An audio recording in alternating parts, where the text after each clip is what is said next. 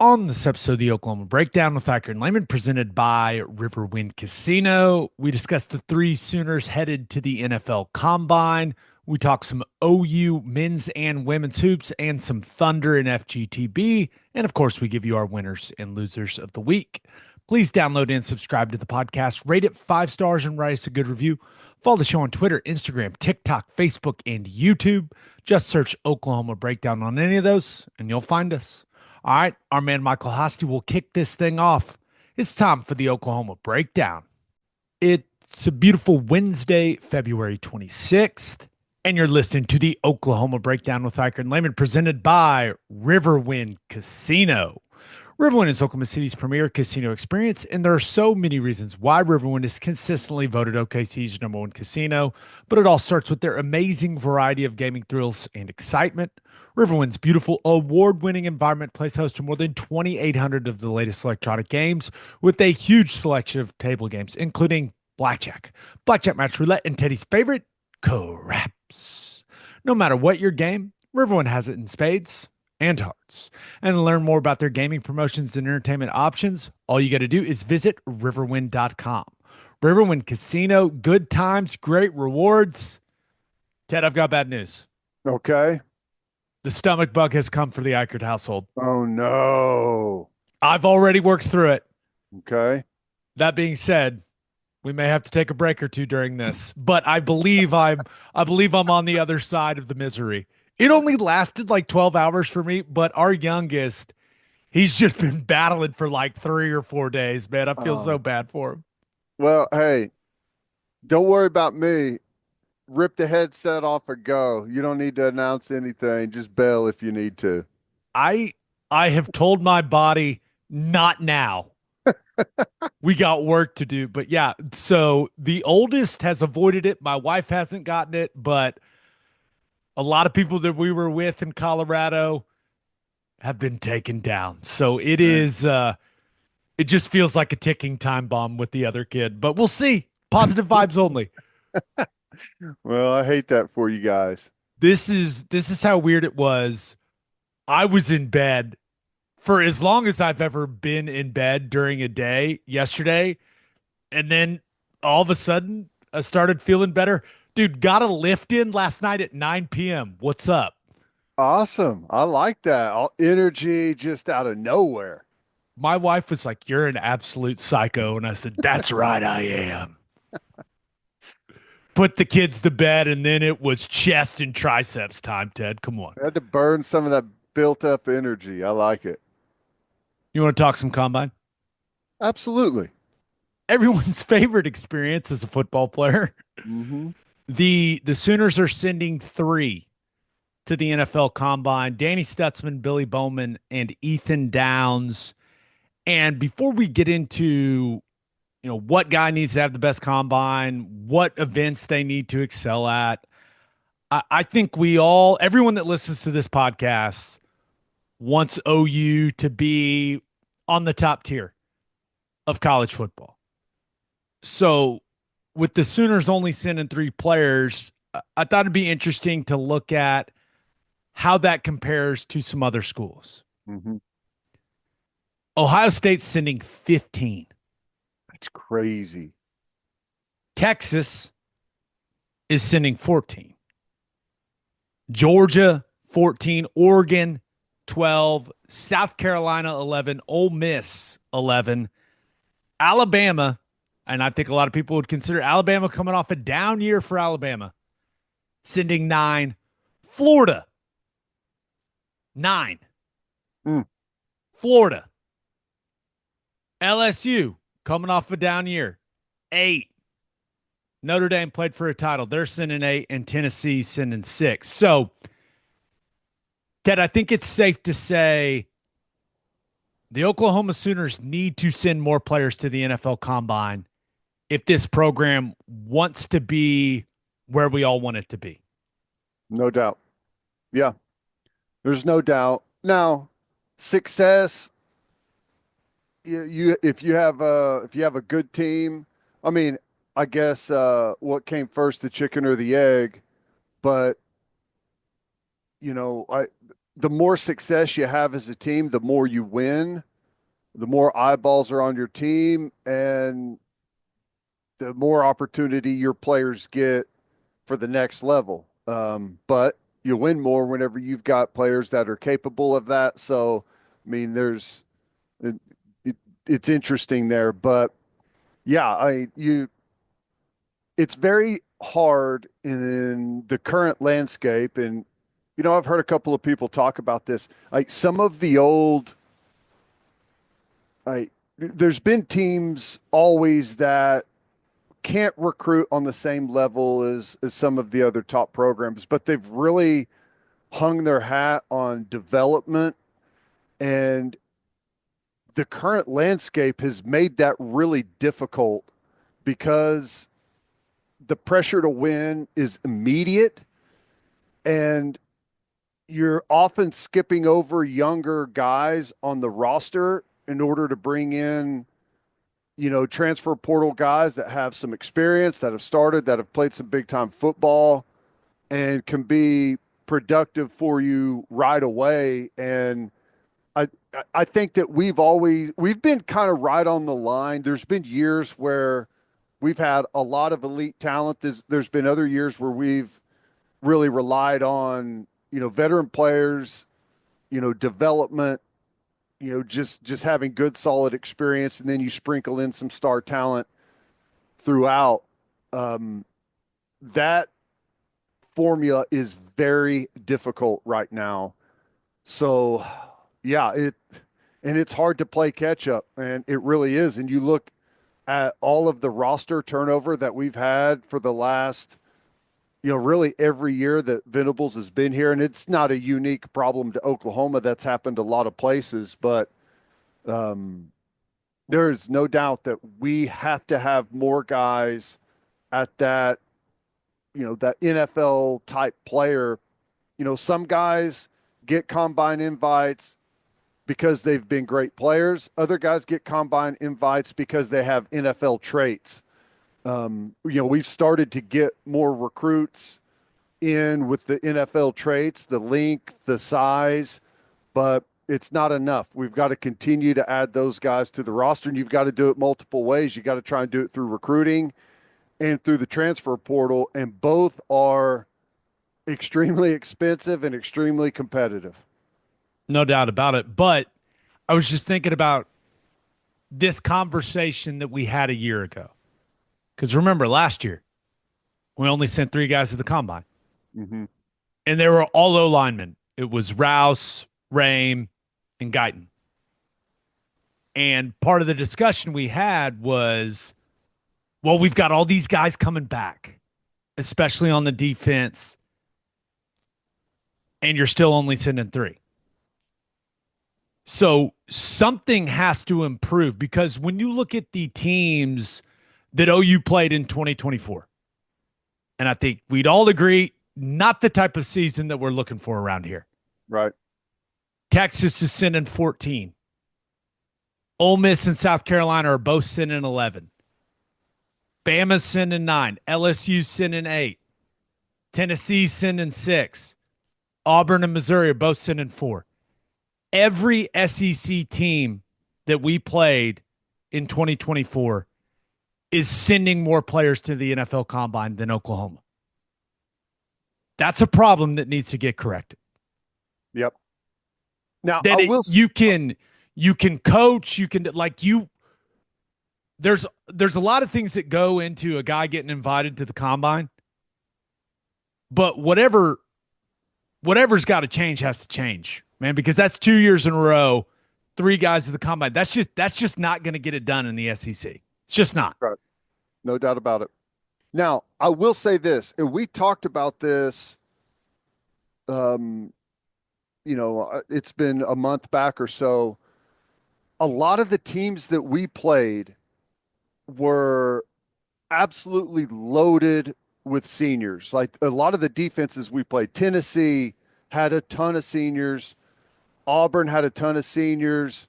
South Carolina, a lot of these teams were heavy senior experienced teams, and we haven't had a season like that in a long time. So there is a little bit of that built in, but there is no doubt the trend, and this goes back a while now, of not a lot of guys drafted, not a lot of guys getting invited to Senior Bowls and combines. That has to change, and it's multiple things. It, like I said, it's transfer portal, it's recruiting, but it's also playing good football. Right? You play good football, people notice, and when people notice, they want to see more of what you got, and that's how you get invited to combine and Senior Bowl. So I'm with you. The SEC has 105 players invited to the combine. The Big Ten is next with 79. The ACC's got 60, and the Big 12's got 46. So you look at the way that the season went in 2024, what the schedule looks like in 2025. The SEC has the most talent in college football. There's just no doubt about it. So how does OU get the roster to where it needs to be? How do they build the roster to where they're sending more players to the combine? And I think that will make, if you're sending more players to the combine, you should be playing better football. Yep. I think those things go hand in hand. So Ted, what is it? Is it better high school recruiting? Is it better portal evaluations? Is it better NIL? Is it everything? Like, it just, once again, the system may change tomorrow for all we know, but there's just no denying that Oklahoma has to get better at building its roster. Yep. No, I totally agree. It's hard to know because it's, transfer portal is immediate roster building. Recruiting is, there's some delayed gratification there. So it's currently, it's hard to know where to put your eggs, what basket, and a lot of teams have been able to do both, frankly, because of, I think being in the SEC, being in, like, geographically where you're located, and the biggest factor is money. I think we knew this going in, but maybe didn't think it was going to be as big of a factor. I don't know, or maybe it was willful ignorance. There's a lot of money being thrown around in the SEC for rosters. Ole Miss is sending 11 guys. I wonder how many of those 11 are guys that transferred into Ole Miss. It's probably a really high number. And Ohio State, it's not as much. They had a bunch of guys on that roster that were longtime Ohio State players. Georgia they've recruited so well in the past, but team like Oregon, how many of those are transfer guys? A team like LSU, how many of those are transfer guys? So, the fact remains is you've got to be able to do both. And I think we've done a pretty good job at both, but it hasn't translated to the type of play that we want. Whenever you think about it, we're sending 3 guys to the combine. How many guys are we graduating off of the team that were starters from last year? It's 4, 5. Yeah, not many. Not many. So, and that's part of it too, Ted, is like the retention piece. Retention and getting the guys in, keeping the guys, developing those guys into pros. That's right.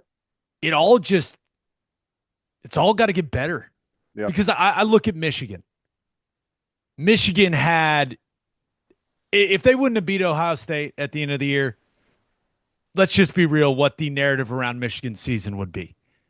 Straight up disappointment coming off a title, right? Right. But they sent, what was it, like 15 or 16, or maybe it was like 18 guys. They've got 3 or 4 mock draft first round potential guys. Yeah. They're sending 8 guys to the combine. Coming off the title, losing all those players, they're still sending 8 guys. Even with the disappointing season. Like you can have a disappointing season and have a bunch of players that the NFL evaluators look at and go, those guys can play in this league. And it's a little alarming that 2 years in a row, it's 3 guys for Oklahoma. Yep. So something has to change. And that brings me to, and it's something I've talked about on here before, but like the development has to be where OU separates itself. Because it's just unlikely that we're going to outspend Texas. It's unlikely that we're going to outspend Ohio State. We have to find whatever Michigan is doing with player development, and that's on the field, in the weight room, like nutrition, recovery, like all that stuff. We need to steal a little bit of that secret sauce. Mm-hmm. And even when you don't have a great season, you're still sending, 5 to 8 players to the NFL Combine. If we can't get there, it's going to be a long journey in this new conference for us. There's no doubt. There's no doubt. And that's one of the hard things is the pressure. Like development takes time. One of the reasons Alabama was so good for so long is a lot of their really good players didn't see the field until they were juniors, right? They're 5-star recruits that stayed there and developed. And as soon as the guy in front of them finally cycled out, they would step in and they would be a guy that's been in an elite developmental program for 2 or 3 years, and you're much able to step into that position. And we have been stuck in this endless loop of trying to play catch up where the pressure to win is you're forced to go out and find guys that you can plug in right away, and it's hampered some of the development, but I mean, you're right. The fact of the matter is, and going back to what I said a little bit earlier, is some guys go to the combine because they were really good, really productive players. Other guys go because they've got the traits.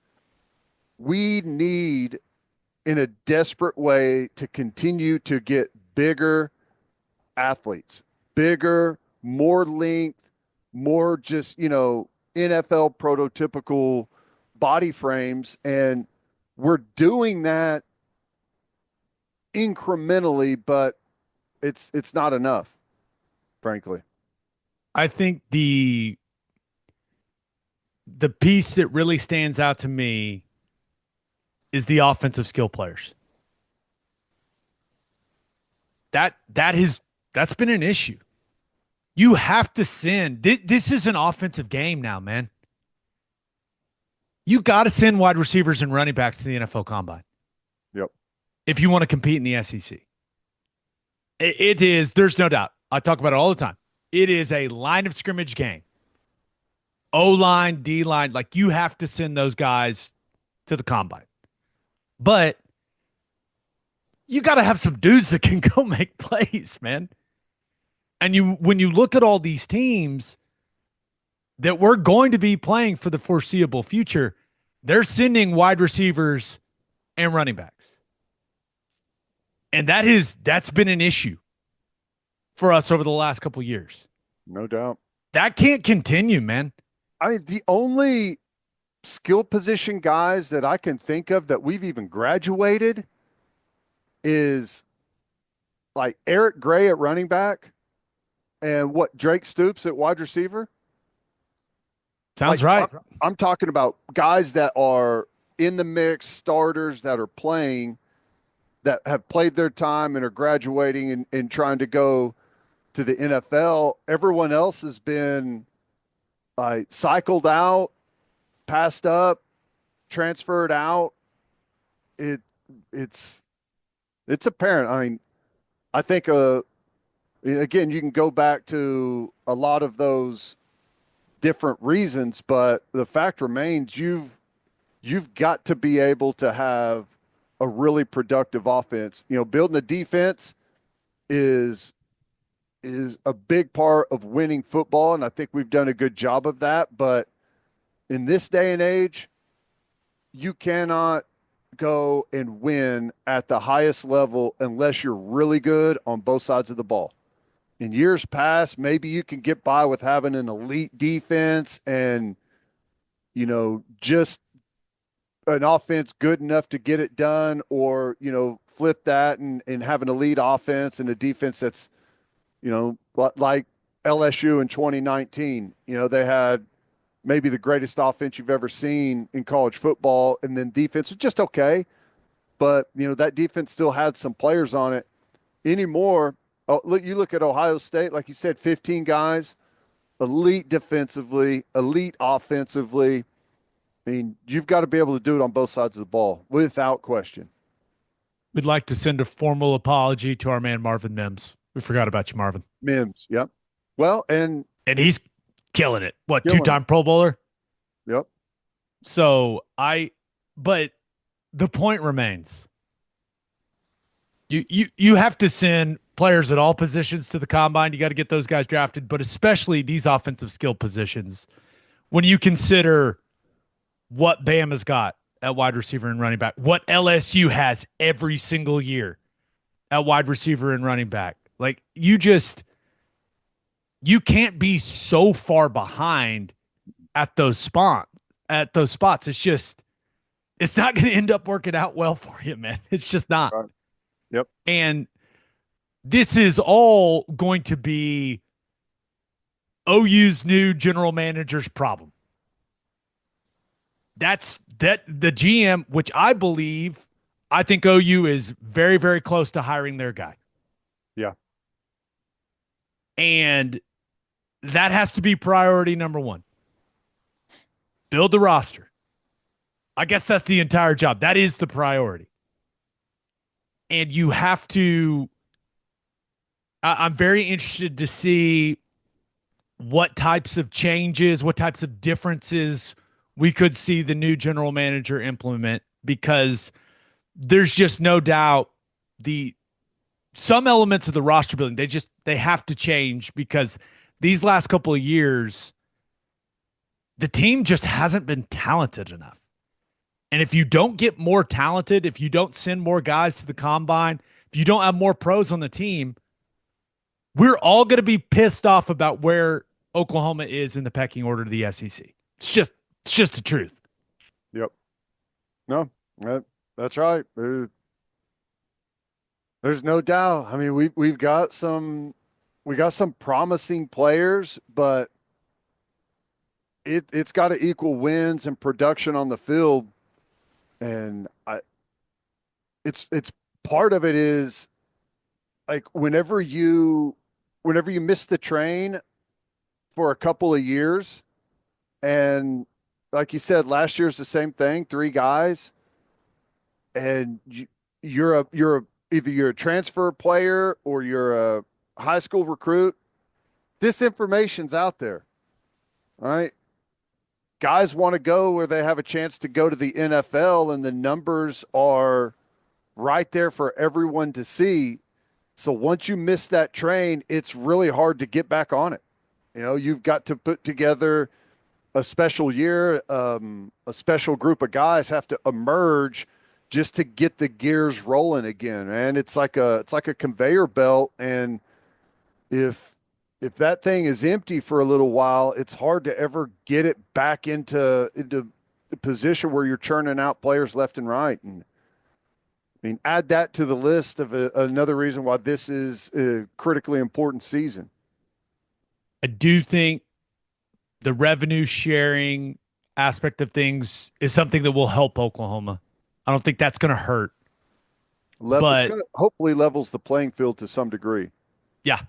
That's my hope as well, but it's still going to take an extra 10, 12 million every season to be in a really competitive spot. when it comes to what you're spending on your roster. We'll see how that all shakes out. I saw that Georgia announced they're going to do 75% of their revenue sharing is going to football. So approximately $13 million of the 20 and a half. So we'll see.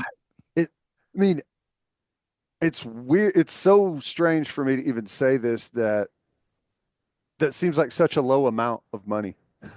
I agree. It's now they'll make that up some other way, but even thinking about that, for example, Texas has an endless amount of money. They're also in a very large metropolitan area where, supposedly as you move forward, these NIL contracts have to be fully vetted to be considered legit. And like, take Auburn.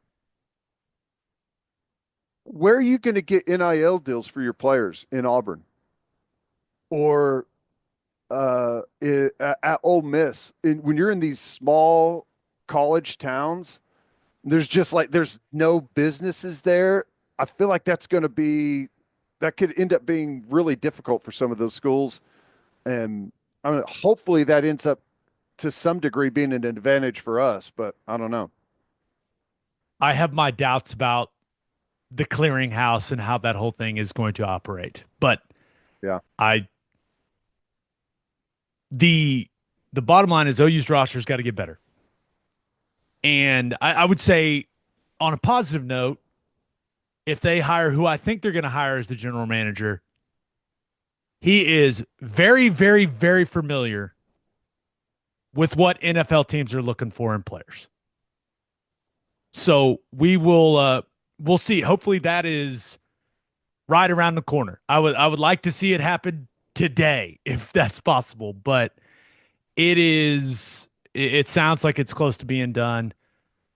Did that all sound very negative? I feel like we sounded very negative. Or we're just being realistic, man.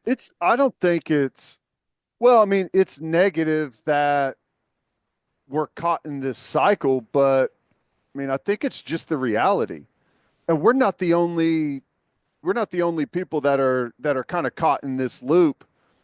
It pretty much is everyone outside of, the schools that you listed off: Ohio State, Texas, Georgia, Oregon, Alabama, LSU. A lot of those schools have been that way for the longest time. I mean, Ole Miss is kind of new to that with the amount of guys that they're throwing in there, but a lot of people have been on the outside looking in for a long time, and it's hard to break through. I mean, we're one of the teams that has maybe the best track record at sending guys to the NFL that's having a hard time getting back on that list. I mean, throw USC in there, I guess. There's some others, but there's been years where we've had incredible talent, incredible drafts. Got to get back. I mean, if that we don't, kind of tells where you are in the sport. I mean, that's just where it is. If we don't get back to that, then we're gonna be in the middle of the pack or in the bottom of the league. Yep. No one wants that. No. I know that. I sure as hell know that we don't want that. Right. Okay, let's try to be a little more positive. Let's talk about Stutsman and Bowman and Downs at the combine. But first, hitting the highway, remember to stop at Love's Travel Stops. You can't miss the heart of the highway, and with the Love's app, you can also save big. How big? 10 or 15 cents big. Save 10 cents per gallon on gas and 15 cents per gallon on auto diesel. Save with the Love's app today and be welcomed by clean places and friendly faces. Certain conditions may apply. See loves.com for details. You listen to this podcast to get insight from the guys who played the game. Why don't you take that same approach when it comes to buying your beef? When you order from Didier Ranch, you are getting your beef directly from the people who raise it. A rancher knows what it takes to have premium quality beef. Didier Ranch has done it for over 100 years right here in Oklahoma. From delicious 21-day dry-aged ribeyes to savory steak burgers, there is no better place to get your beef. Get your beef from the guys who've done it and use code Oklahoma15 for 15% off on DidierRanch.com. Didier Ranch. Tradition tastes better. And we are brought to you by Simple Modern, an Oklahoma-owned company and the official drinkware partner of the OU Sooners. Simple Modern recently launched a new, incredibly robust personalizer that allows you to create personalized drinkware for any occasion. You could get personalized water bottles for your kiddo's spring soccer team, or wow the one you love for her birthday or Mother's Day with something you create just for her. You can even upload your kiddo's artwork to be engraved on a bottle. Plus, with 10% of all Simple Modern profits going to charity, many in Oklahoma, you're also helping Oklahomans everywhere. Create something one of a kind on simplemodern.com. Simple Modern, it's good everywhere. We got the three Sooners at the Combine, Ted. Who do you think out of Stutsman, Bowman, and Downs, who do you think the Combine is the most important for? I think it's Stutsman. Interesting. I think with Downs, to a large degree, what you see is what you get. He needs to perform well. I know he had some illness there and missed out on the Shrine Bowl.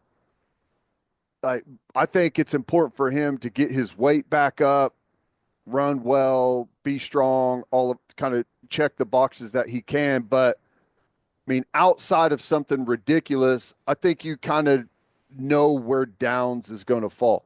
I think Stutsman probably has the most to gain and the most to lose. And Bowman, he's kind of he went to the Senior Bowl, and I think he impressed a lot of people, made a big impression on a lot of people. The production he has is incredible, but he's undersized.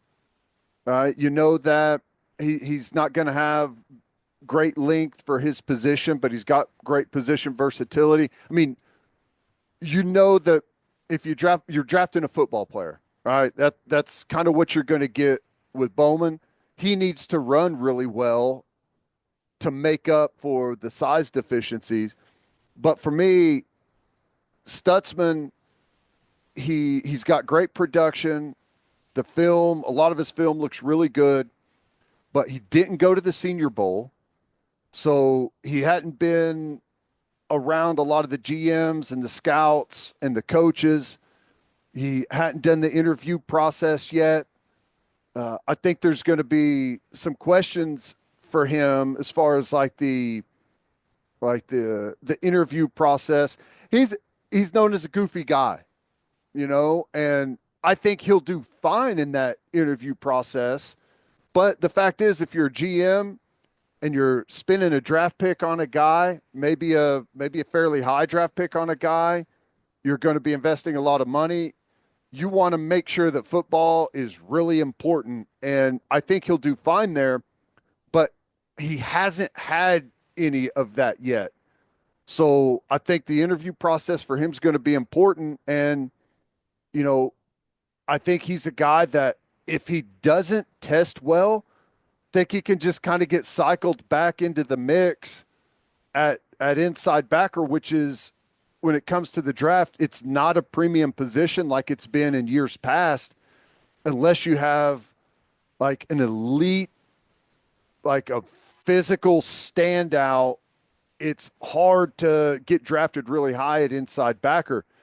So if he were to go at 6'4", right around 240 pounds, and run really well and interview really well, I think he's got a lot to gain. But at inside backer, there's a lot of players, and if you just kind of test middle of the pack and don't stand out in some way, then it can be hard to get drafted really high. So I think that he's got the biggest range, I think, of where he can get drafted, if that makes sense. That's why I would say it's most important to him.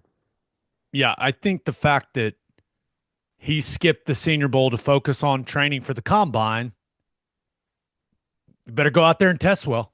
Mm-hmm. Now, he felt he had put enough on film for everyone to evaluate, and I kind of agree with that. But there are going to be a lot of questions for him. I think he's going to test just fine because I think he's a really good athlete. He's got the size, he's got the length, but I do think his interview process is going to be exhausting Mm-hmm. because there is nothing GMs and position coaches and coordinators like to do more than make you feel uncomfortable in those interviews. Ted, Poke you did it. around. You did it. I did it. And one of the things that I got pretty consistently was, hey, do you even care about football? And it was because of grades and some other things, like all this other stuff. And they pressed me and pressed me and pressed me on that stuff. And every single time I tried to tell the truth, but with how public of a figure Stutsman has been for Oklahoma football, there's going to be a lot of those questions. Hey, can you be serious or can you only be goofy? Like, and that stuff. And that is going to weigh on him because he's going to get a lot of those questions over and over and over again. And then let's not forget, you go through all of that stuff, all of the interviews, all of the psychological testing, the physical exam, like all that stuff. And then at the very end, you go and do the on-field stuff. Right. It's Yeah. mental warfare. Yeah. It's not. It's hard to prepare for. Whenever you're training for the combine, you go in, you get a good warm up in, you hit the weights, you hit the track, whatever it is. You show up and you spend an hour and a half, 2 hours getting your work in, and then you go rest and do whatever you need to do the rest of the day. At the combine, it's like you're going to run at 9 a.m. Oh, well, actually, we've moved your position group back. You guys are now going to run at 1 o'clock. Well, actually, you're not going to run with them. We need you to go get there's no set like timing, and you throw a bunch of interviews in there and horrible food, and it's just it can be a tough process to get your best performance is, I guess, the best way to put it. The guys that handle it all the best are typically the guys that test the best. Also, if you're fast, you're fast. You know Yep. what I mean? But I do think it's a big week for Ethan Downs because he doesn't necessarily have the production that you're looking for, but NFL teams are going to really like his physicality. Mhm. It's a league for strong men. And that's what Downs is, but I do think if he tests well, that could end up being the difference between him being an undrafted guy and being a drafted guy. Yeah. And that's a big deal. That's a big deal. Now for Bowman, you mentioned it, Ted. I think out of all of the guys, the testing is most important for Bowman and his draft position because he doesn't have the size. And if you don't have the size, you better make up for that with speed and explosiveness. So if he goes out there and runs a 4.4 and broads really well, inverts really well, that's going to alleviate a lot of the concerns about the size. Because if you're small, but you're fast and explosive, okay. Got to You make you up can for your deficiency somewhere. exactly. So that's the thing. Billy Bowman needs to be a testing standout because he doesn't have the ideal measurables for the position. And I do wonder if he puts out some really, really good numbers, does that really enhance his stock? Because there's going to be more teams that view him as being a nickel. There's a lot of value if you can come in and play nickel at a very high level and kind of be that third corner, if you will. If he puts up those types of numbers, Ted, all of a sudden his value goes way up. He already showed some of that stuff at the Senior Bowl and got a lot of people's attention. He covered too good for he wants to play safety. That's the It doesn't spot matter that what he wants. I know. It's like he went out and showed that he can cover any position group, and I firmly believe. I think he's going to test because he's a great athlete. He's really strong.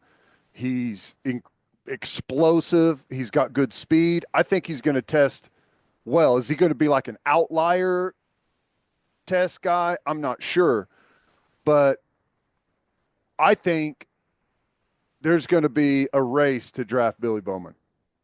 Uh, I don't know if he's probably viewed as like maybe a third or fourth round guy. I he's not going to be a guy that falls, in my opinion. I think everyone is going to say this is a football player. He's going to. We can find a position for him. He tackles well. He's physical. He can cover. He can play special teams. If you spend any amount of time talking to any of the coaching staff at Oklahoma, they're going to tell you that this is the type of guy you need on your football team. And I think everyone knows that and recognizes that.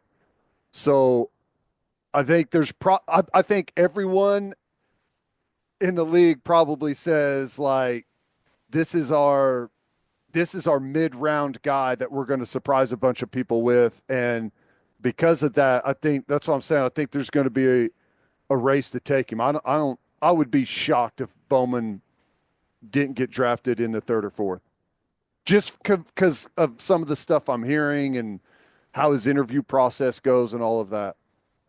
And if you talk to the coaches, like you talked to Brandon Hall, Talked to him yesterday. They're he calling about Billy. raves about his day-to-day approach. And just how accountable he was not only for himself but like how he just bring that entire group and the level of that entire group up by the standard that he set every single day with the way that he went about his business. That might as well that is like a drug to NFL evaluators when they hear things Yep. like that. Like that's exactly what they want to hear. Now, would Yep. they prefer he was 6'1" with super long arms? Yes.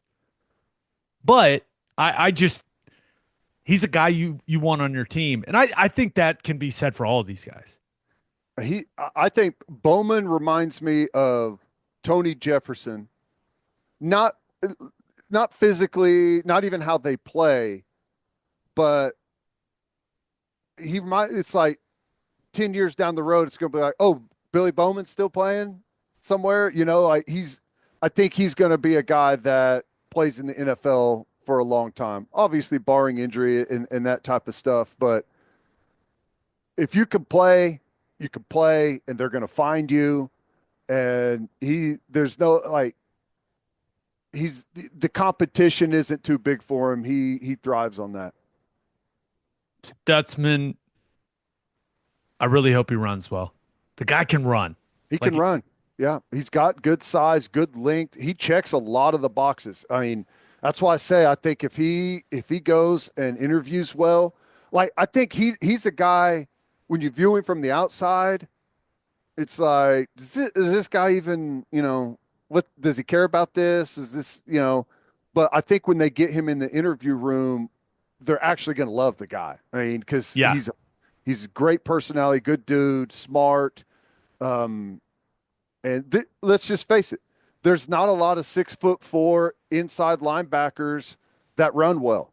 I mean, it's just he's got some great traits. I think there are going to be a lot of people that, like you mentioned, have a certain opinion of him before they interview him, and then they're going to walk out of there and go, "Oh, not only is that guy, yeah, he's very likable, but that kid, he knows ball." Yep. Because he does. He's been in Brent Venables' defense and playing inside backer in a Brent Venables defense for 3 seasons now. The guy he's got a ton of knowledge, a wealth of knowledge when it comes to playing that position. He is going to be as well prepared as anyone for the football questions in those interviews about the inside backer position. Yep. Now, will his answers be a little goofy and have some personality to them? Yes, I would assume so. But that's Danny. So Yeah. I'm not worried about any of these guys. I actually think all 3 of them are going to interview extremely well. Yeah. Ethan is more of like a philosopher type guy. Some of the NFL people may walk away going, "What is going on with that guy? It's like he's a Is he a monk?" he's going to be a rookie. He sounds like a 10-year NFL vet. But I'm excited to see all three. Any guess on Bowman's time? How about I, Stutzman's time? Four I six, low 4.6. he's been talking a good game. I he could perhaps get into that 4-5 world, which it's one thing to do it in testing and in training. It's another thing to do it at the combine. But I think I think a low 4.6 for him is check the box, move on to the next thing. If he's able to break into the 4.5s, then hey, all of a sudden that's why I'm saying like he's got a lot of high side potential that he could move up quite a bit. So I don't know. It's hard to say. I think he's running the 4.5s at testing before, uh, but I don't know. It's and Billy's he's a guy that it like if he ran a 4.3, I mean that number on it wouldn't necessarily shock me. It would be awesome for him if he did, but I guess I would say if he runs in the 4.4s, that'll be good, really good for him. How about this? Over under for Bowman, 4.49. What are you I think taking? that's I think that's a good number. If we're talking combine number, we're not talking pro day. I'll take the under. So you're going under 4.49 for Bowman. For Stutzman, over under 4.59. I think I'll take the over, but My prediction for Danny is like 4.62, 4.63 type number. that's kind of what I'm thinking. I I hope I'm wrong. if you're ticking into the 4.5s every now and then, whenever you're testing, and maybe you've ran it before at testing at OU, you got to imagine yourself like 3, 4, maybe 5 tenths slower at the combine. It's just kind of how it goes. You know what I'm saying? So I think that's probably about the right number. Downs is interesting. I have no idea. 4.8. I think that's a good spot. If he ticks into the 4.7s, you got to say that's good. I'm interested in what he weighs, but That's what I was thinking because he got I have sick. no idea with Downs because he wasn't that type of player where you just got to see him, play wide open a lot. Like that's not. So I have no idea. Like if he goes out there and runs like a 4.7, that will be fantastic for him depending on what he's weighing. I assume he'll be in the 260s. See, and I was going to ask you about this because he's basically been listed at 265 for like 3 years. So I think that's a good number for him, but I view him in the NFL as like a big hand down defensive end. So, and I think that in the past he's talked about wanting to lean out and be able to run faster. I don't think that should be his plan for the NFL.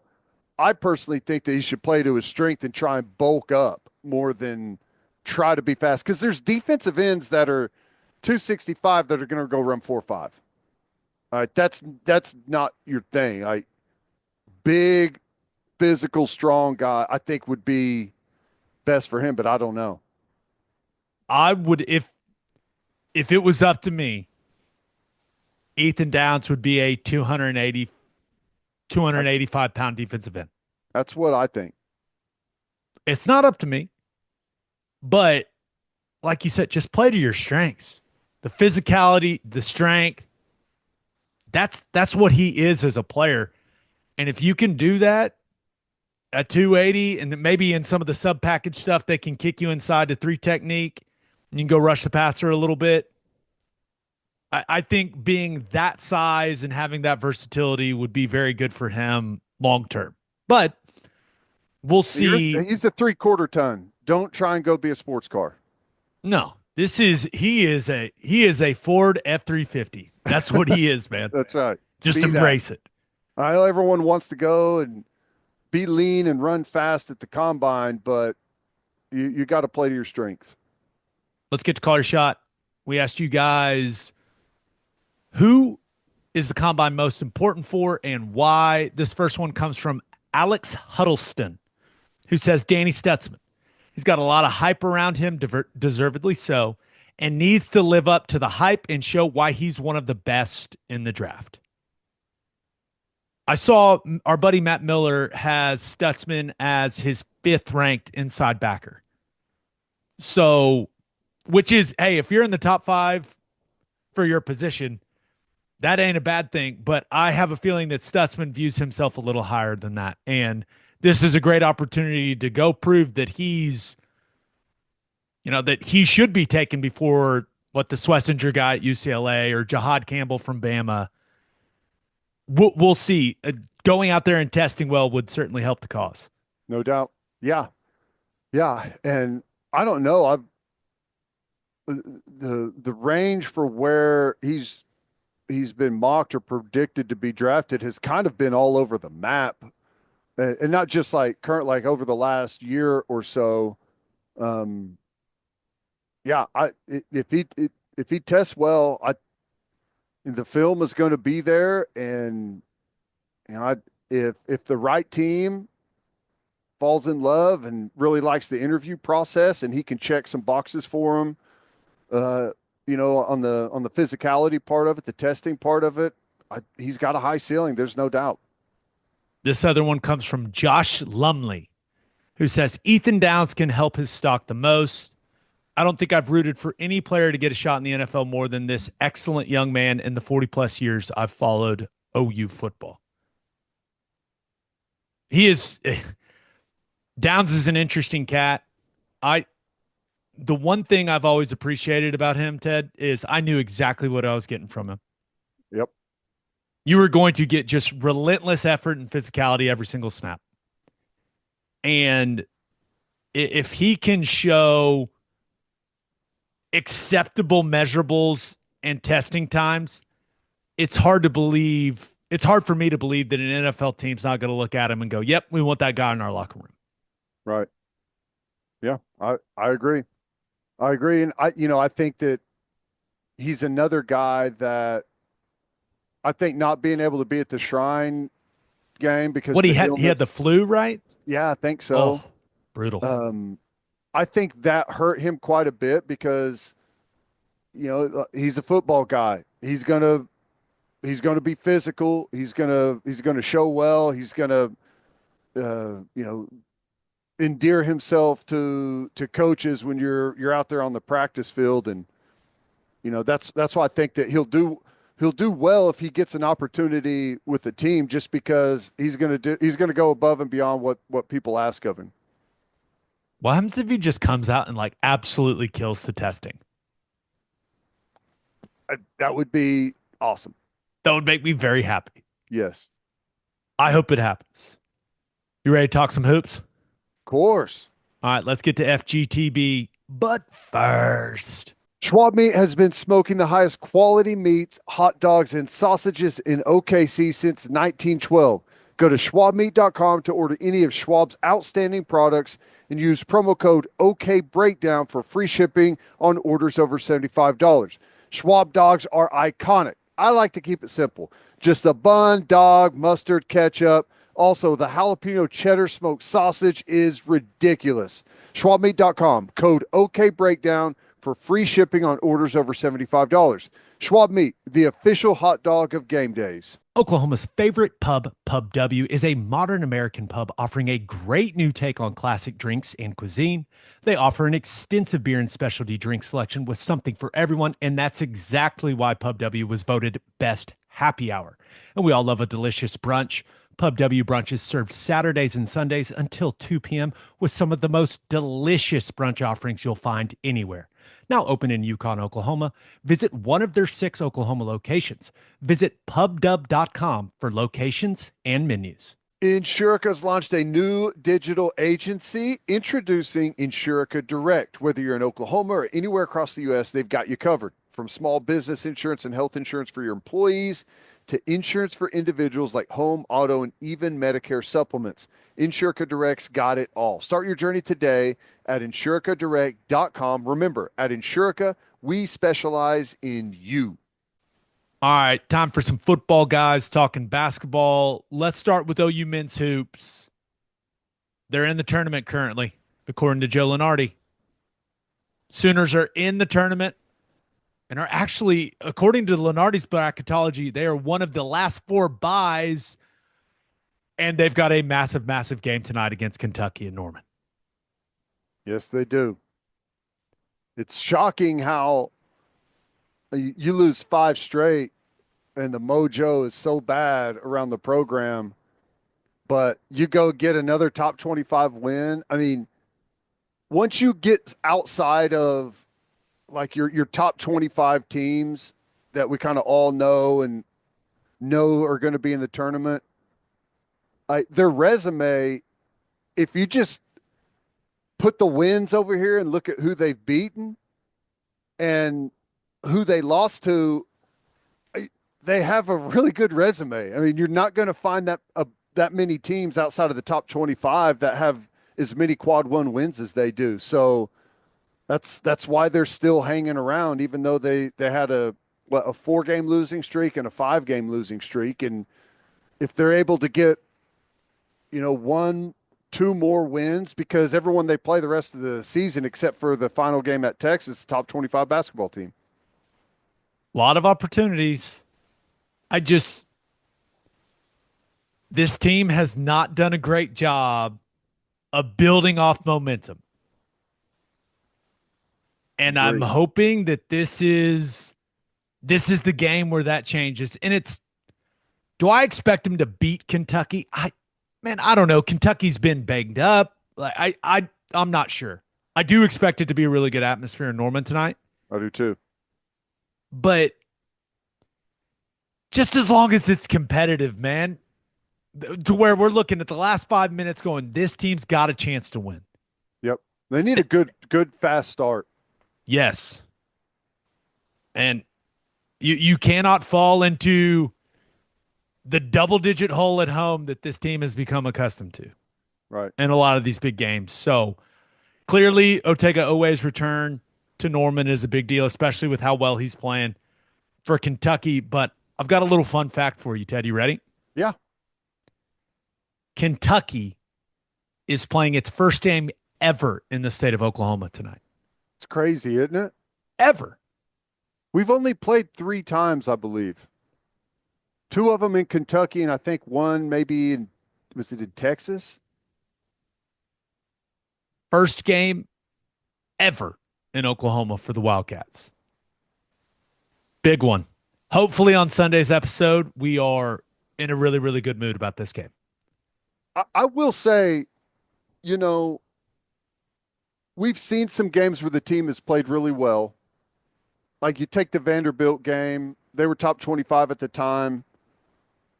We destroyed them. It felt like, hey, maybe this is something that they're going to build on and flip things around.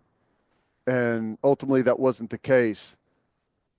Am I crazy for saying that the Mississippi State win felt different? And I don't want to make too much of one play, but when Duke Miles laid out for that ball, watching on TV, I wanted to go to the game. I couldn't. It was frustrating. But there's a loose ball. We had some momentum at the time. There's a loose ball. And when that ball was loose, the sideline stood up. The fans, everyone kind of stood up and leaned in. And you could tell that Duke Miles, he wanted to go lay out for that basketball. I don't think he wanted to leave his teeth on the floor. But I don't know. There was something about that game that felt a little bit different. Like finally, everyone maybe came together to some degree. can they build on that? I don't know. Maybe this is the fan of me being hopeful, but there was something about that game that felt a little bit different to me. And they found a way to win.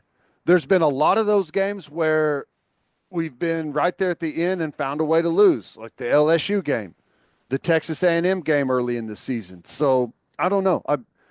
I'm hopeful that it's a game that they can build on, because when they play the way that they did against Mississippi State, Fears was great. What you got from Godwin was great. I mean, they are a super competitive team that you feel like can play with most anyone. And I don't know. I'm really hopeful that they put it together again. I'm with you, man. I really hope we're in a good mood tonight. We'll see. Looking at Jenny Baranchek's squad, currently the 13th ranked team in the country, and I was looking at ESPN's women's bracketology. They've got the Sooners as a 4 seed in the tournament, and Reagan Beers is back and is an absolute force. She had 30 in, but they beat Arkansas by 40 points. Killed them. That was, I mean, that was an absolute beatdown, and it was good to see Reagan Beers back out there for the squad. They've got Florida in Gainesville on Thursday. That should be a win for the Sooners. They've been a better basketball team than Florida. So all signs are pointing to Jenny Baranchek's team hosting in the NCAA tournament. Yeah. Which we just need to start the movement now, Ted. If that happens, and it seems like it's very likely at this point, Sooner Nation, we got to get out there and support these women and give them a true home court advantage, because it's a big deal to get a top 4 seed in the women's NCAA tournament. So start planning accordingly, people. Figure it out. We all got to figure out how to get to the LNC for those games when the time comes. Yep. No, I totally agree. We talked when we had Coach on, talked about how it was kind of a front-loaded conference schedule, and they should really be able to stack some wins here down the stretch, and they've done that. But they've won 5 straight, should be able to beat Florida, who's 5-9 in conference, and then they got another top 20 game at home against Alabama. But yeah, good atmosphere goes a long way. I went to the Vanderbilt game, and they looked good there. Had a pretty good atmosphere for that one, but it could be better. There's no doubt. I'm excited. A nice initial year in the SEC for Jenny Baranchek and the Sooners. I agree. But let's fuel this team to a Sweet 16, shall we? Need it. Let's talk a little Thunder. Whoa. I'm choosing to believe that collapse against the Timberwolves ultimately will be a good thing. But that was shocking, dude. They were up 24 in the fourth quarter. They were up 16 with less than 4 minutes to go. And somehow, some way found a way to lose the game in overtime to the Timberwolves. That was one. It seemed like everyone was angry after it. Players, fans, like everyone was just like, what the hell was that? Yeah. I'm willing to give quite a bit of leeway. That's an anomaly. They're a team that almost always finds a way to win late, and execution's always really good. I think that's why everyone was so shocked and didn't know how to react afterwards, is because it's just not what you typically see from this team. So I'm with you. I'm hopeful that is proves to be a motivating factor for them, because it's not what we've grown accustomed to this year and last season with how they play and how they close games. I'm glad that Minnesota did what they did in the fourth quarter and overtime to Shea, where they were just trapping him and doing some interesting things defensively. And let's just be real, the Thunder missed every shot, essentially. It's unlikely that that happens again, but I'm glad they've seen that look and that style now because now you got to work on it if you're Mark Dagnall. And that's something that, I'm glad it happened now as opposed to 2 months from now. No kidding. So I'm choosing the silver lining of this entire thing, but that was a historic collapse. How about this stat? In the last 20 years in the NBA, teams were 1 and 9,249 when trailing by at least 16 points with 3 minutes and 45 seconds or less. It is now 2 and 9,249 after the Timberwolves came back and beat the Thunder in overtime. That's crazy. Yeah. I'm shocked by that. With some of the crazy stuff that can happen in a basketball game, I'm shocked that the numbers are that drastic. Well, I saw it on Twitter, so it's got to be true, right? I I would think so. Who would dive that deep into things and come up with the wrong number like that? I don't know, but which goes to my point, anomaly. No, that's why I'm choosing to not be worried about it. One more thing from that game. Well, I guess Hartenstein, bloody nose, just kind of disappeared, never came back. That was weird, but I guess he's fine now. So I'm going to choose to believe it's not a big deal at all. He's supposed to play against the Nets tonight. Guy just disappeared. That was weird. But put an ugly mask on and get back out there. Come on, man. Toughen up. What was Chris Finch, the Timberwolves head coach, talking about after the game? Does he realize how much of an idiot he sounds like? This whole thing has been because he made those statements and I don't know, is that what started this whole Oklahoma City getting all these foul calls, and is this what kind of started it? And I saw people kind of posting some of the data that just whatever the narrative around Oklahoma City is just straight up not true. Here's the quote from Chris Finch. It's so frustrating to play this team because they foul a ton. They foul all the time. And then you really can't touch Shea. It's a very frustrating thing. How can you sit there and say that when your team shot 10 more free throws than the Thunder in the game that you just played? Like, it takes a certain level of moron to sit down and say that when you were plus 10 in free throw attempts. Like, what the hell, man? I don't know. Is this one of those things where you're trying to play the long game and plant the seed or something? I have no idea. It's a strange statement for sure. Like Shea, I mean, he's good at drawing fouls. I mean, but to act like he's the only guy in the NBA that does that, I mean, you don't have to watch a whole lot of NBA basketball to realize that what Shea does is you see that from guys in every single game. I mean, that's just how the sport is played right now. He just sounded dumb. That was very weird. I don't know. If you ask Thunder fans, like, one of our biggest complaints is the team doesn't get to the free throw line enough.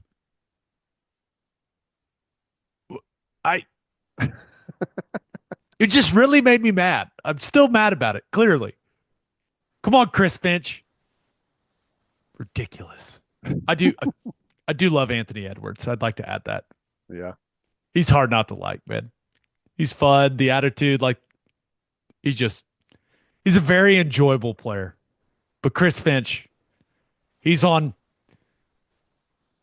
my naughty list right now.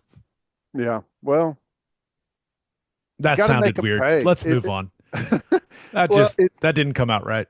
I think the frustration with everything is boiling over after that. That's one of the reasons why that's like just dumping salt in the wound after the game, right? That's how it feels. They'll get back on track against the Nets. That's what you can count on the Brooklyn Nets for that. Come on. Yeah, no kidding. All right, let's finish up with our winners and losers of the week. But first, if you're as passionate as we are about OU sports, here's your chance to get involved with One Oklahoma. As the official NIL partner of the University of Oklahoma, One Oklahoma is the difference that makes all the difference. As a member, your subscription will help recruit and support the athletes that become Sooner legends. But you'll also get exclusive events, videos, merchandise, giveaways, and so much more. Join the team and make an impact for your Sooners. Go to oneoklahoma.com and subscribe today. And three things matter in banking: service, service, and service. And First Fidelity Bank's commitment to exceptional service is more than a promise, it's their foundation. FFB has been by your side for over a century, and they are honored to be a part of your journey. Banking isn't about where you've been, it's about where you are headed. Open an account at an award-winning bank today at ffb.com. At First Fidelity Bank, we go where you go. Bishop McGinnis Catholic High School represents a tradition of educational excellence in Oklahoma City. Grounded in a faith-based education, Bishop McGinnis offers a college prep curriculum that includes 26 AP courses, participation in OSSAA athletics, and numerous clubs and organizations for students to join and grow. If you want to provide the best possible educational and spiritual development for your children, contact Bishop McGinnis Catholic High School or visit bmchs.org. Financial aid is available. And go to opolisclothing.com and use promo code TED for 10% off our podcast merchandise and the best OU gear out there. That's opolisclothing.com and use promo code TED. Buttery soft and 10% off. As always, Ted, kick us off. Who do you have as your winner of the week?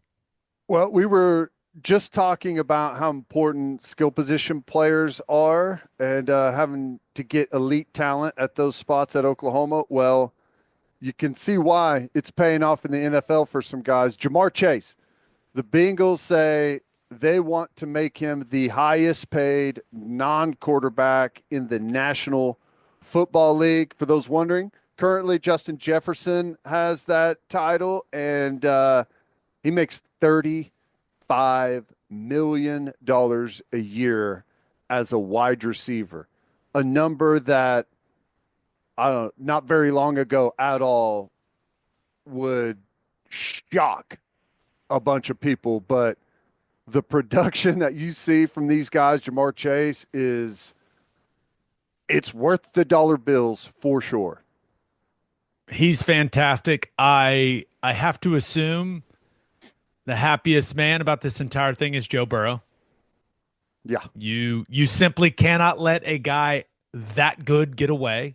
And so good on the Bengals, who, let's be real, do not have the greatest reputation when it comes to spending on players. They didn't make a huge mistake. Good for them. I like them coming out beforehand and just throwing it out there. We're going to make him the highest paid player. That's awesome. And it's just funny thinking about that 2019 Peach Bowl. Oh, I was hoping you wouldn't bring it up. We shut Jamar Chase down, baby. What, yeah. 2 for 61? I still remember the stats for all those receivers in that game. Justin Jefferson have like 4 or 5 touchdowns, though? 14. I've got it right here. 14 catches for 227 yards and 4 touchdowns. Jeez. Well, it's crazy. In 3 players that were on that team, and I know there's plenty more playing, but you're talking somewhere in the ballpark, 125, 135 million dollars a year in salary that those guys make. Whew. It's a lot. Burrow, Chase, Jefferson. Arguably, I mean, you could go through the history of college football. Arguably the best big 3. That'd be a fun conversation. That's a June/July topic right there. Yeah, that offense is pretty. I mean, it's rare that you have a consensus in college sports about the greatest anything, but you won't get very many arguments against that team at all. You know the interesting thing about Jamar Chase, and I thought this when we saw him. in that game, like when I was down on the field watching him, he's not a big dude. He's not. He's like 6 foot, 200 pounds. But his explosiveness, his competitiveness, like the attention to detail and route running, his ability to just go up and make a play. Like the guy is an absolute dog. He has to be, I haven't seen a lot of breakdowns of his route running and stuff, but to be a guy that is as productive as he is, everyone in the stadium knows where he's on the field at all times.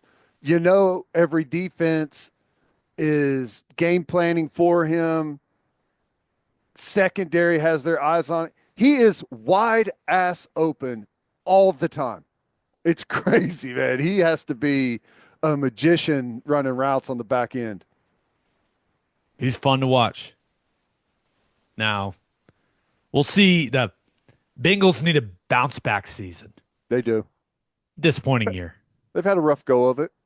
They've had a rough go of it. Defense, which you'd think back to a couple years ago, defense was legit, and defense has fallen off.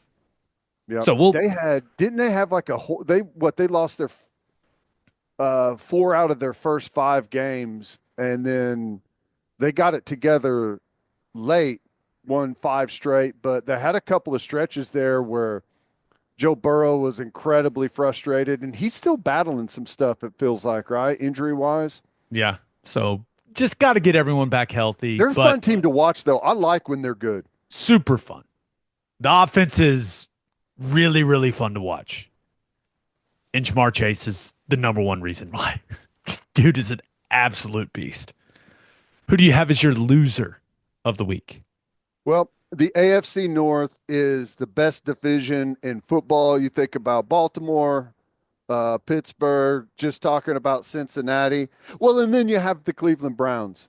And Myles Garrett asked for the trade. It felt like early on, like he was going to be granted that, and everyone in the league was going to try and put something together where Cleveland says not so fast. After a little bit of reflection, we've decided that you're untradeable. We can't trade you away. I hate that for him.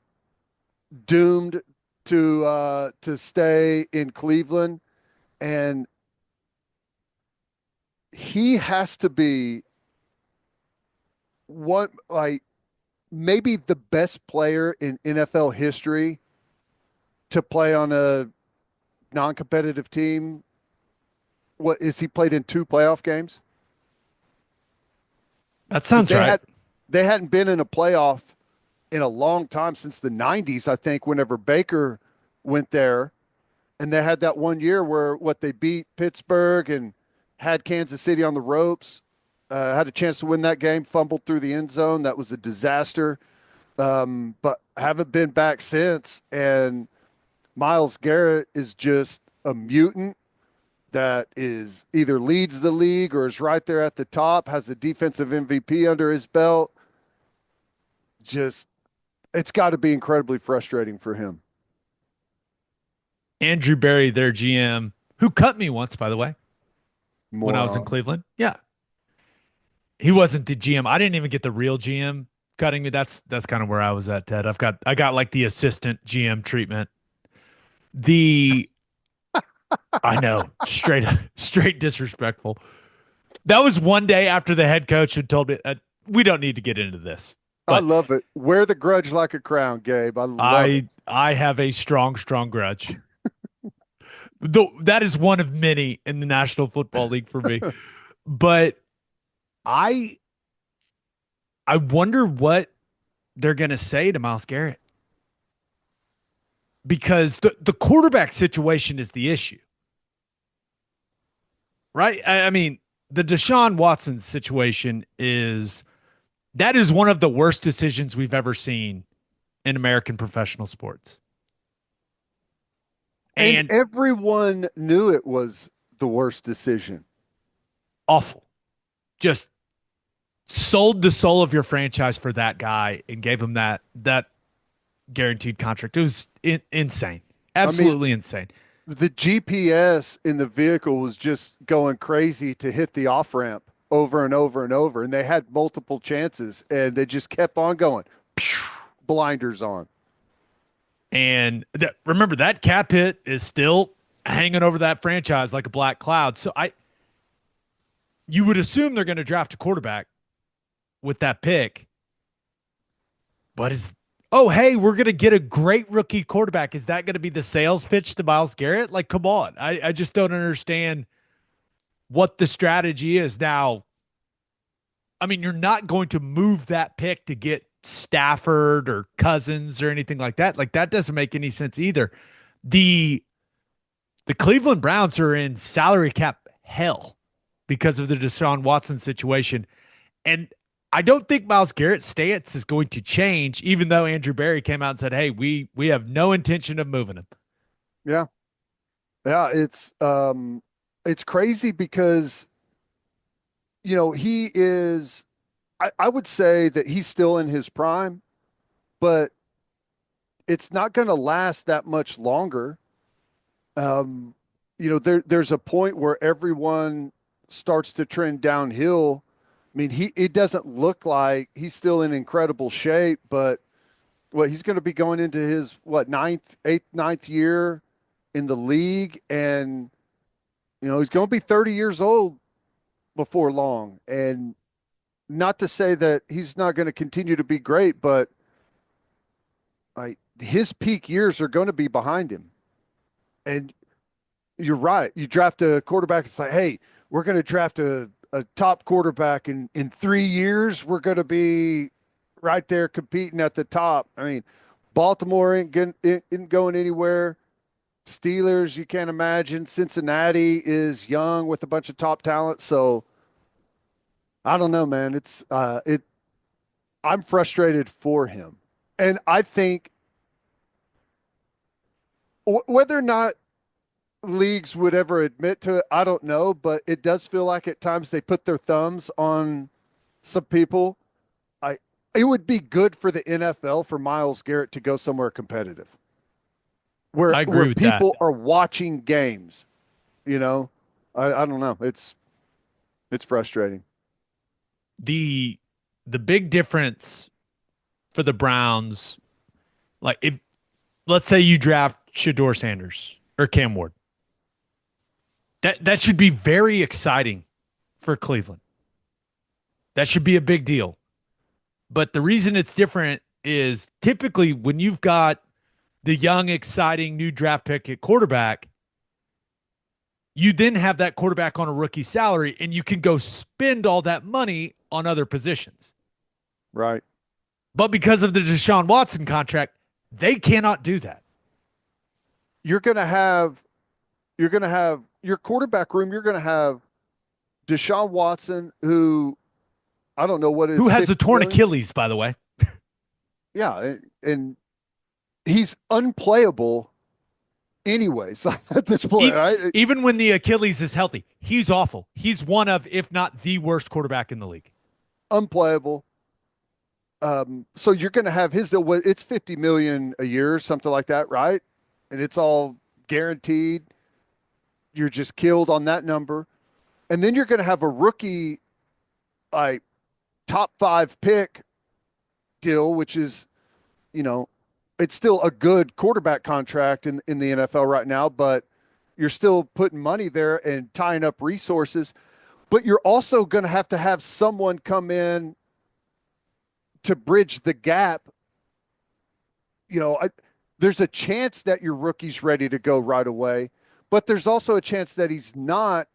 And you're going to have to spend, I don't even know what's the number now for a guy like that, 15 million for a quarterback to come in and a veteran guy to take over, mentor, and be your bridge starter until your top draft pick's ready to go.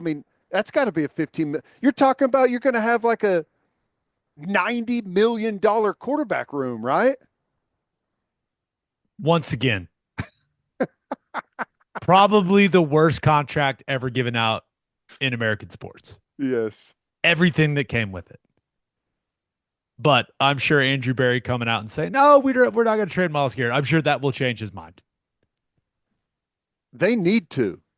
I I know he's by far the best player on their roster, but they need picks. They need cap help. I I don't know why they're not begging. And maybe I don't know, maybe that's trying to, maybe he's just playing politics to try and have people sweeten the deal. I don't know, but it's it's best for their franchise to trade their best player at this point. I mean, they are in tank territory. That's how it feels. Congrats on the Watson deal. Oh my gosh. Just insane. All right, let's get to my winner and loser. But first, Lucy Breakers are 100% pure nicotine pouches with an extra flavor burst, and you can get them delivered right to your front door. Go to lucy.co, use promo code breakdown at checkout for 20% off your first order. That's lucy.co, use promo code breakdown. My go-to Lucy Breakers are the 8 milligram espresso. Got one in right now. Perfect for the golf course, for podcasting, watching game at the house, whatever. Lucy Breakers come in a variety of flavors, including classics like mint. They also got the berry citrus, espresso, and mango. You can even set up a subscription to make things even more convenient. Level up your nicotine routine with Lucy. Go to lucy.co, use promo code breakdown for 20% off your first order. Here's the fine print. Lucy products are only for adults of legal age, and every order is age verified. Warning, this product contains nicotine. Nicotine is an addictive chemical. and we are public rec guys now. Hoodies are awesome. Pants are awesome. Good looking stuff and extremely comfortable. Go to publicrec.com and use code OKBreakdown for 20% off.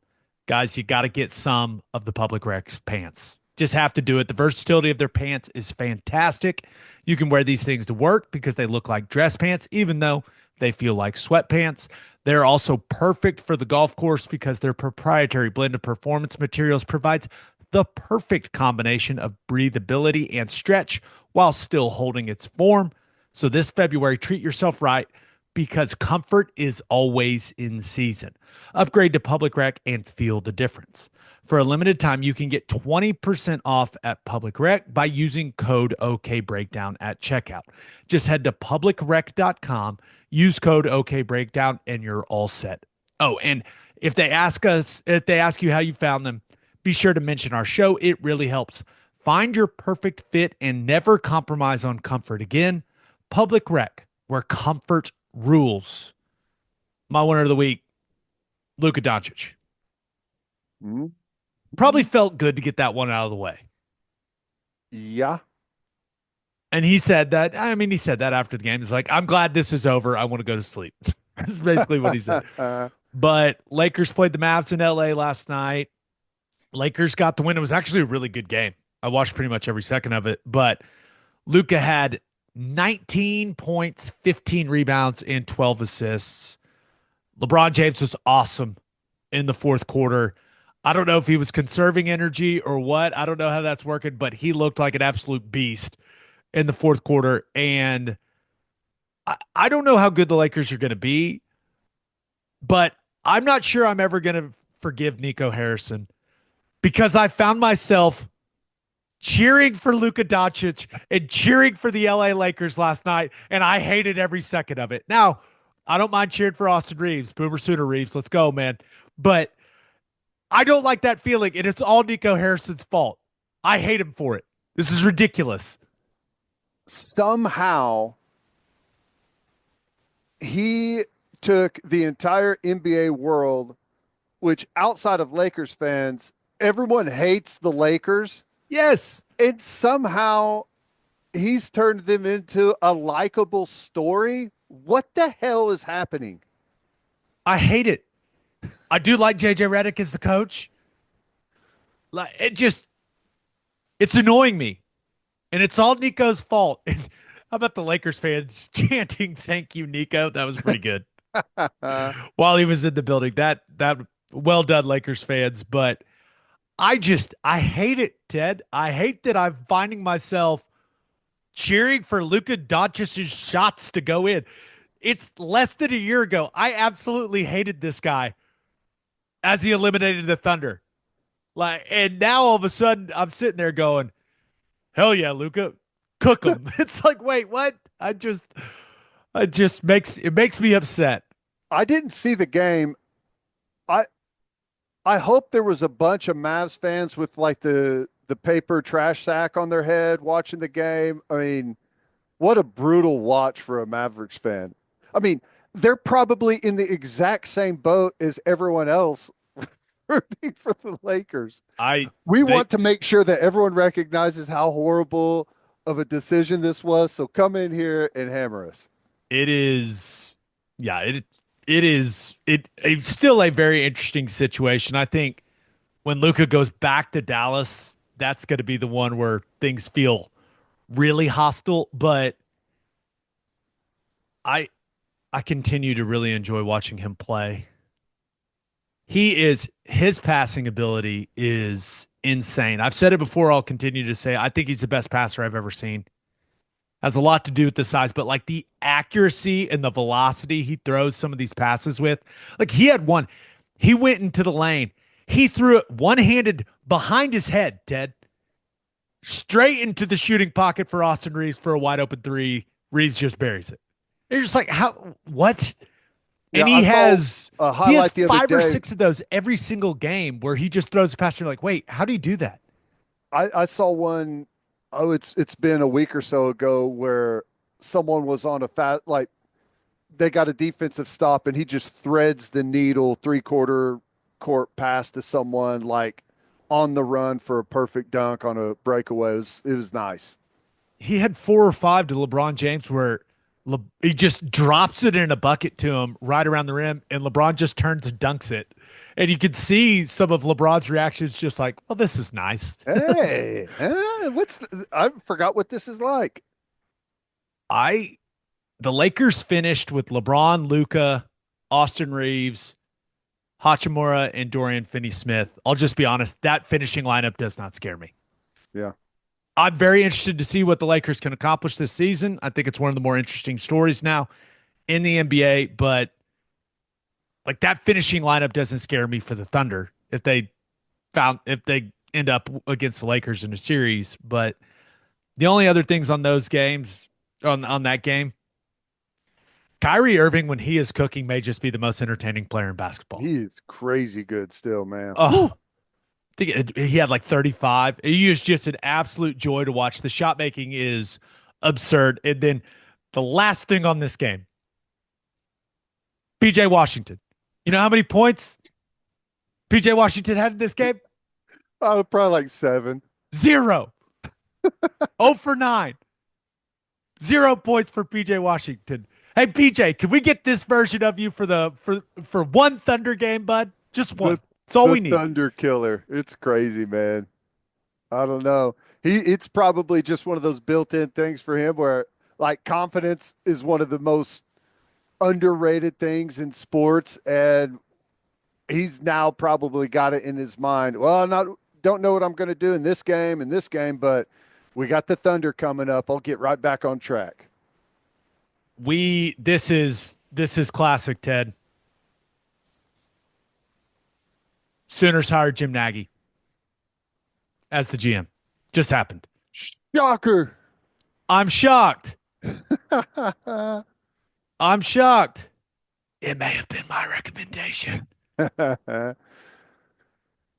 we need to re-record? Probably. We probably need to not start over completely, but what do you think? It could be in the weeds. Oh, we'll do that. We'll do it in the weeds. We'll do it a separate. I like that idea. Yeah. But that is classic, just classic podcasting. We're almost done and it gets announced. So that's good. Do it. Loser of the week. I'll just do it. We'll examine the Jim Nagy situation on In the Weeds. We'll get that out to you sooner or later. My loser of the week, Tush Push. Tush Push is under attack.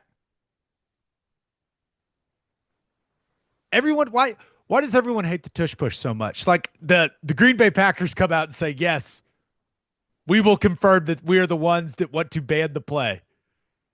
It's funny that it was like this covert deal. There's a secret group of teams that are trying to get the no, Packers finally put their name on it, which I do respect. But I, let me ask you this: does it come off as sour grapes whenever a team goes and wins the Super Bowl and you're trying to eliminate something that they are really good at? That they are clearly the best at, Yes. and something they used to eliminate you from the playoffs? Yes, it does not come off well. And then I saw Raheem Morris, the Falcons head coach. He basically insinuated he'd like to see it banned. And I guess it could be voted on next month at the league meeting, but I believe it needs 24 of 32 owners to vote yes to ban it. Is that a play that needs to be banned? Not in my opinion. And I think the NFL's in an interesting position on it. Almost never does the NFL do something that hurts offenses. But with this one, because you want more points, right? That's what they want. They want more exciting football. So they typically try and help the offense. But this is a play that it's not very fun to watch, I guess. And it's controversial and is annoying for a large group of fans, but at the same time, it helps offenses. I mean, you're in plus territory typically whenever they do it. And how many times does a 4th and 1 tush push extend drives and they end up getting points out of it? So it's one of the main things that helps accomplish what they want in the sport. I also don't know what does that legislation sound like? They can't, as far as I know, you can't point to like a bunch of people getting hurt on the play. No. And that's something Nick Sirianni said. He was like, I can't recall anyone getting hurt. Show me the numbers. So if you can't point to that, then what is your reasoning for having it banned? Hey, this team's, they're too good at it.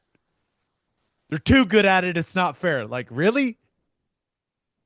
If it's not a player safety issue, then what are we even talking about? And that's what Sirianni said. Hey, this is unfair to try to ban it just because we're really good at it. And it's not like, and I thought he made a good point. It's not like they spend time practicing on it. And if it was just as easy as running it, well, then everyone in the league would do it. And if everyone in the league was doing it, they damn sure wouldn't be trying to get it banned, right? If you want to see how horrible some people are at it, go watch Jared Allen try to do it against the Chiefs in the playoffs. The worst quarterback sneak I've ever seen in my life, a couple of them. He's terrible at it, and he should be fantastic. I love that you just said Jared Allen instead of Josh Allen. I would love to see Jared Allen run a tush push. He'd get in. There's no doubt in my mind he'd get in. No doubt. That's funny. I think I don't think they should ban it, but I'm not totally convinced they won't. Me neither. It's so funny. The GM thing happens right when we're getting done recording. We'll put something out. When do you want to record it? Tonight? Tomorrow? Yeah, whenever. All right. We'll figure it out. It's coming. Our thoughts on that are coming. Birthday shout outs. Happy first birthday to Jackson Calvert. Happy 4th birthday to Inslee Calvert. Happy 16th birthday to Lauren Still. Happy 23rd birthday to Tori Marjota. Nailed it. Thanks for the pronunciation help. Happy 36th birthday to Brad Green. On that note, episode 505 in the books. We'll have a new podcast that'll drop on Sunday. Just a reminder, please subscribe to the podcast wherever you listen to podcasts, and please subscribe to our YouTube channel. Hope you all have a great rest of your week. Have an awesome weekend. Until next time, we appreciate y'all for listening. Do what you always do, Oklahoma. Take care of each other.